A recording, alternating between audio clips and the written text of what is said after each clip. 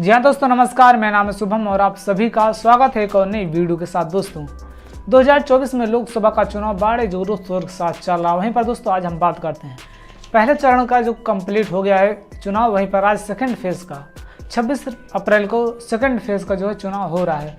तो ऐसे में तमाम पार्टियाँ जोरों शोर के साथ अन्य लोकसभा सीटों पर जहाँ प्रचार प्रसार करें, वहीं पर यूपी की आज 8 लोकसभा सीटों पर चुनाव हो रहा है। वहीं पर हम बात करते हैं राजस्थान की 13, महाराष्ट्र के 8, कर्नाटक के 14, एमपी के 6, असम के 5 और बिहार के 6, छत्तीसगढ़ के 3 और पश्चिम बंगाल के 3 और त्रिपुरा, मणिपुर और जम्मू कश्मीर के एक लोकसभा सीटों पर आज चुनाव चल रहा है। यानी कि आप मान सकते हैं 13 स्टेट और 89 सीटों पर आज भाग्य तय होना है। बीजेपी और कांग्रेस किसके साथ यह सीट जाएगी।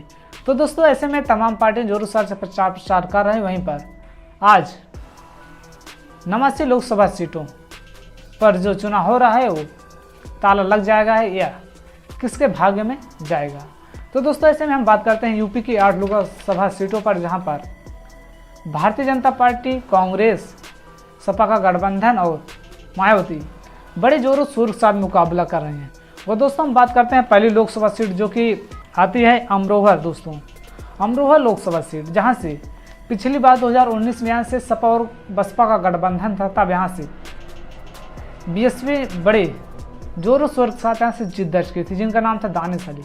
आप लोगों को पता ही होगा दानिश अली, जिनको लोकसभा में बीजेपी के सांसद आपत्तिजनक बयान देते हैं, उन पर टिप्पणी करते हैं, तमाम गंभीर आरोप लगाते, मतलब कि आरोप क्या लगाते हैं, इतना गंदा बयान देते हैं, आतंकवादी वगैरह उनको बोल देते हैं। लेकिन बीएसपी यहाँ पर उनको सपोर्ट नहीं करते। तो ऐसे में कांग्रेस के राहुल गांधी नेता जो हैं इनसे मिलने आते हैं और इनको कांग्रेस इस बार 2024 में लोकसभा का चुनाव लड़ा रही और मायावती ने उनको अपनी पार्टी से निष्कासित कर दिया है। वहीं दोस्तों यहाँ से एसपी और कांग्रेस की तरफ से दानिश अली, वहीं पर बीजेपी की तरफ से चौधरी कंवर सिंह तंवर और बीएसपी ने मुजाहिद हुसैन को अपना लोकसभा का उम्मीदवार बना दिया है। और दोस्तों ऐसे में कहा जा सकता है कि अमरोहा लोकसभा सीट पर बड़े जोरों से टक्कर हो रही है। यहाँ पर सपा, कांग्रेस या इनके हाथ में सीट जाएगी। वहाँ दोस्तों हम बात करते हैं अगली लोकसभा सीट दोस्तों, जो कि है मेरठ। मेरठ में दोस्तों पिछली बार 2019 में यहाँ पर बीजेपी लोकसभा की सीट जो है जीत गई थी और सेकंड नंबर पर बीएसपी और सपा का जो गठबंधन था वो थी। लेकिन इस बार यहाँ पर बीजेपी ने अरुण गोविल को, जो कि टीवी में राम का किरदार निभाने वाली एक्टर को लोकसभा का सीट दे दिया है, उनको प्रत्याशी बनाया है अरुण गोविल को। वहीं पर सपा और कांग्रेस का गठबंधन से यहाँ से सुनीता वर्मा को, और वहीं पर हम बात करें बीएसपी ने यहाँ से देवव्रत त्यागू को अपने लोकसभा का उम्मीदवार बनाया है। यानी कि अभी सीट कहा जा सकता है यहाँ पर समाजवादी पार्टी और कांग्रेस का जो गठबंधन है यह सीट पर काफ़ी अच्छी पकड़ रखेगी और जो यहाँ पर लड़ाई है दिलचस्प होगी। वहीं अब दोस्तों हम बात करते हैं अगली लोकसभा सीट बागपत दोस्तों, जो कि बागपत जहां पर बीजेपी से जयंत चौधरी हारे थे पिछले लोकसभा चुनाव में। वहीं पर इस बार एसपी और कांग्रेस की तरफ से मनोज चौधरी को अपना लोकसभा का उम्मीदवार बनाया है। वहीं पर चंदन चौहान को बीजेपी और प्रवीण बंसल को बीएसपी ने अपना लोकसभा का उम्मीदवार बनाया है। और दोस्तों मैं आपको एक चीज़ और बताते चलूँ, आज जो लोकसभा का चुनाव हुआ है वह चुनाव शाम के 3 बजे तक, यानी कि आप कहें दोपहर शाम जो कहें, वो कौन कौन सी लोकसभा सीटें जहाँ पर कितने परसेंटेज चुनाव हुए हैं।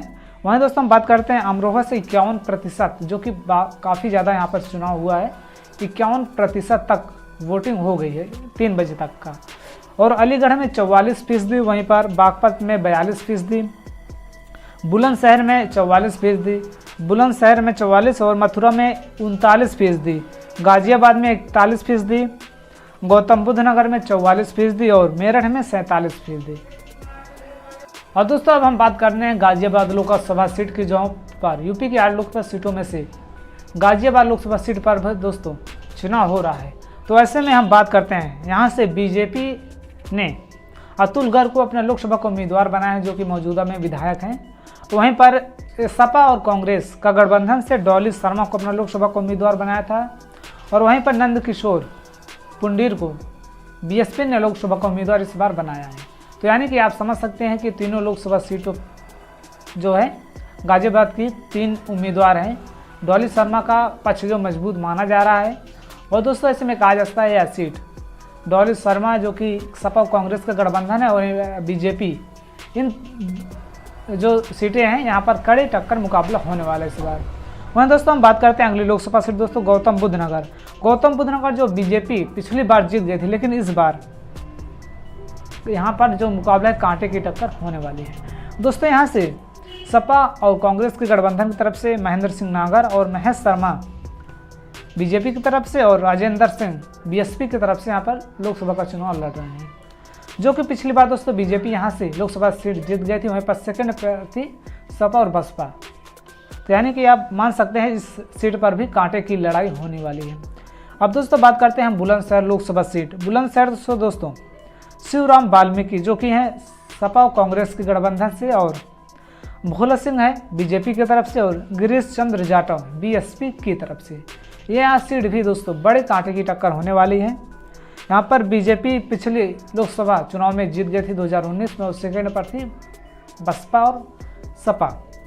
तो इस बार भी दोस्तों यह कहा जा रहा है कि यह सीट भी कांटे की टक्कर होने वाली है। यह सीट भी सपा कांग्रेस यह सीट निकाल सकती है। वहाँ दोस्तों बात करते हैं अलीगढ़ लोकसभा सीट, जहाँ से बीजेपी पिछली बार लोकसभा सीट जीत गई थी, लेकिन इस बार ऐसा नहीं लग रहा है। जिस तरीके से मौजूदा जो सांसद यहाँ पर सतीश गौतम का, जो कि काफ़ी इनका विरोध हो रहा था इस क्षेत्र में, और यहाँ से दोस्तों पिछली बार तो जीत गए थे, लेकिन यहाँ पर बीएसपी और सपा का जो गठबंधन था वो सेकंड नंबर पर 2019 में था। लेकिन इस बार यहाँ से समाजवादी पार्टी ने चौधरी विजेंद्र सिंह को अपना लोकसभा का उम्मीदवार बनाया है। वहीं पर सतीश कुमार गौतम को बीजेपी ने फिर से लोकसभा का उम्मीदवार बनाया है, और हितेंद्र कुमार उर्फ बंटी उपाध्याय को बसपा ने अपना लोकसभा का उम्मीदवार बनाया है। यानी कहा जा सकता है कि इस लोकसभा सीट पर भी जो सपा कांग्रेस का गठबंधन है यहाँ सीट पर जीत सकता है। और दोस्तों मथुरा दोस्तों जो कि पिछली बार बीजेपी यह लोकसभा सीट जीत गई थी, और जो कि इसके विपक्ष में आरएलडी यहाँ से चुनाव लड़ी थी, जो कि सेकंड नंबर पे थी। लेकिन इस बार दोस्तों बीजेपी और आरएलडी दोनों साथ साथ हैं।